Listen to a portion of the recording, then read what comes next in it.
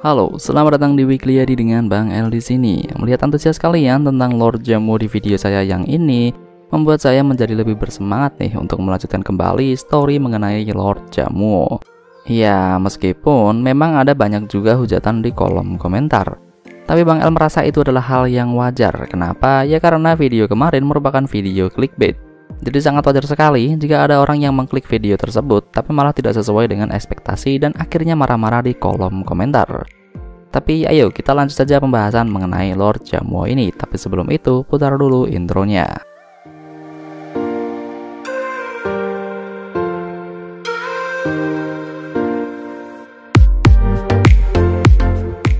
Masih melanjutkan story yang kemarin, di mana saya memberikan sedikit spoiler kalau Lord Jamuo memiliki rencana untuk menghancurkan seluruh sword. Tapi sebelum masuk ke pembahasan tersebut, Bang El ada info tambahan mengenai skill Lord Jamuo yang kemarin Bang El lupa ngasih tahu ke kalian. Dan skill itu bernama Absolute Defense, yang mana ini merupakan salah satu skill aktif milik Lord Jamuo. Dimana jika Lord Jamuo mengaktifkan skill ini, Lord Jamuo akan mendapatkan perlindungan mutlak dari berbagai benda yang ada di sekitarnya. Dan ini bisa kalian lihat sendiri pada pertarungan Oyakoko dan Hosen melawan Kidra, di mana Lord Jamuo sempat dilindungi oleh tong sampah dan juga beberapa pipa yang ada di sana. Oke, mungkin kalian akan ada yang bertanya, loh bang, tapi kan Lord Jamuo sempat terkena beberapa serangan. Ya, namanya skill aktif bro. Jadi ketika Lord Jamuo tidak mengaktifkan skill ini, ya skill Absolute Defense tidak akan aktif dengan sendirinya. Dan untuk alasan kenapa Lord Jamuo sengaja tidak mengaktifkan skill ini di beberapa kesempatan, mungkin dia sengaja tidak mengaktifkannya, ya untuk menjajal kekuatan para kroco lah. Dan sekali-kali kan main-main sama orang lemah gitu. Oke, kali ini kita akan masuk ke pembahasan utama. Jadi setelah perang antara Oyakoko dan Hosen melawan Kidra, perlahan-lahan nama dari Fujio menjadi terkenal. Lah apa hubungannya sama Lord Jamuo bang? Ya ada hubungannya dong, karena dengan semakin melambungnya nama Fujio, membuat jalan untuk menjadikan Fujio sebagai pemimpin di Oyakoko menjadi lebih cepat dan mudah. Bahkan, semenjak Lord Jamuo mengendalikan Fujio dari balik bayang, suasana di Oyakoko, terutama di siswa penuh waktu, menjadi berbeda. Dimana pada Sixth Form High and Low, Suji dan juga Shibaman menjadi lebih akrab dengan Fujio dan juga Tsukasa. Yang itu artinya Suji dan Shibaman tidak terlalu memihak pada Todoroki lagi. Selain itu, Murayama juga sudah tidak ada lagi di Oyakoko. Dan sekali lagi, ini juga sangat mempermudah jalan Fujio untuk menjadi pemimpin di Oyakoko, yang mana ini memang menjadi rencana dari Lord Jamuo sejak awal. Nah, mungkin kalian bertanya, loh bang, kenapa nggak Lord Jamuo saja yang jadi leader di Oyakoko? Jawabannya adalah karena orang yang terlalu kuat suka bersenang-senang. Lord Jamuo bisa saja mengambil alih seluruh Oyakoko atau bahkan seluruh sword kurang dari 1 hari dengan kekuatannya. Tapi karena Lord Jamuo mau bersenang-senang, maka Lord Jamuo menyusun rencana untuk membuat penaklukan sword menjadi lebih menarik tanpa dirinya harus turun tangan. Oke, kita lanjut ke rencana Lord Jamuo ya. Jadi jika Lord Jamuo berhasil menjadikan Fujio sebagai pemimpin di Oyakoko, ini akan sangat mengganggu keseimbangan di sword, bahkan berpotensi untuk membuat sword saling menyerang satu dengan yang lain. Kenapa bisa seperti ini? Jawabannya ada di sikap dan kelakuan Fujio. Kalian tahu sendiri kan kalau Fujio suka menantang orang-orang yang lebih kuat dari dirinya, bahkan sampai beraniin diri menemuin Lau di Suzuran. Nah, ketika Fujio berhasil menjadi pemimpin di Oyakoko dan ada rapat para pemimpin di Sword, besar kemungkinan Fujio akan menantang salah satu dari leader Sword.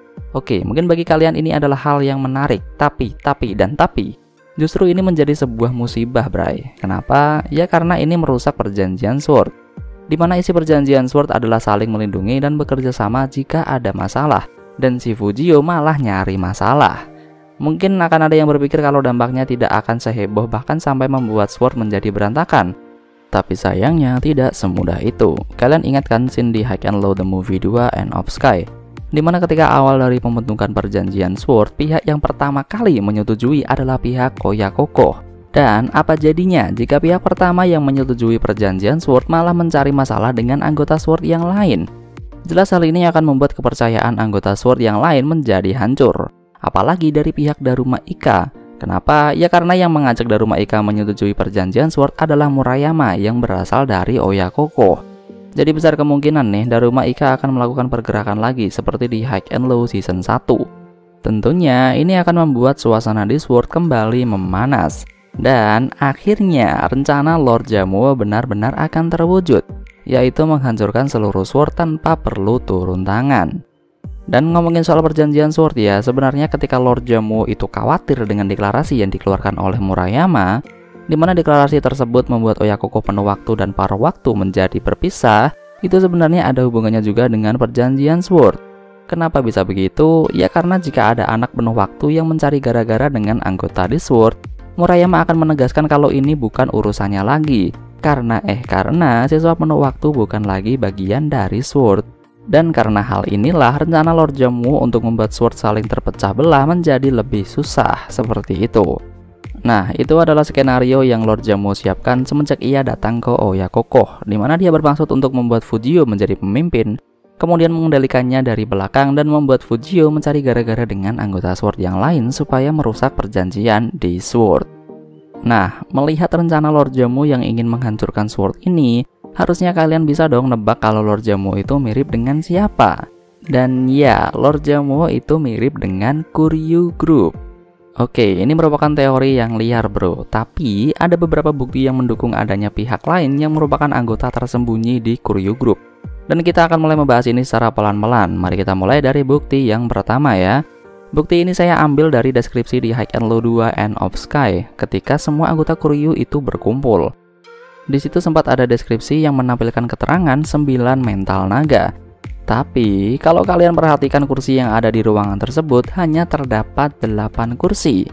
Mungkin kalian akan berpikir kalau satu kursi yang tersisa adalah kursi milik pemimpin Kuryu Group, yaitu Ryushin Kuze. Tapi menurut saya sendiri itu tidak mungkin bro. Kenapa? Karena biasanya tidak mungkin seorang pemimpin diikutkan dalam jajaran nama pasukan atau nama julukan.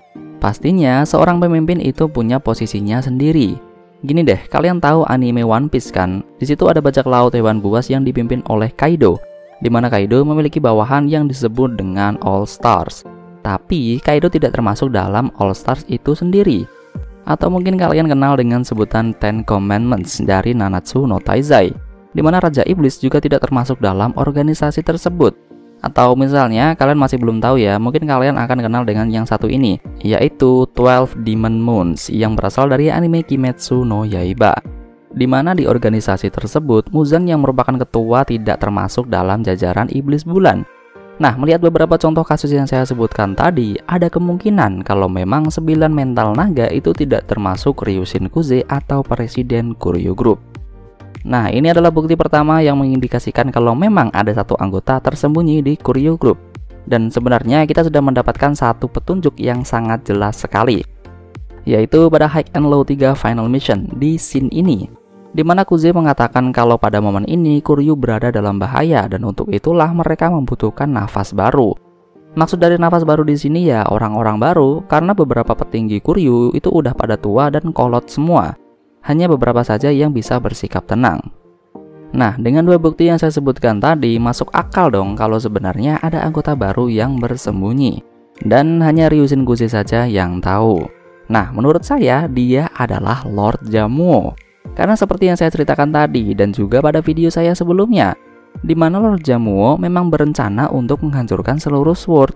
Dan sekali lagi Bray, di sini kita bisa melihat skill pasif blessing milik Lord Jamuo, yaitu adanya perpecahan di antara anggota Kuryu, di mana ada yang mengikuti Kurosaki tapi ada juga yang mengikuti Zenshin.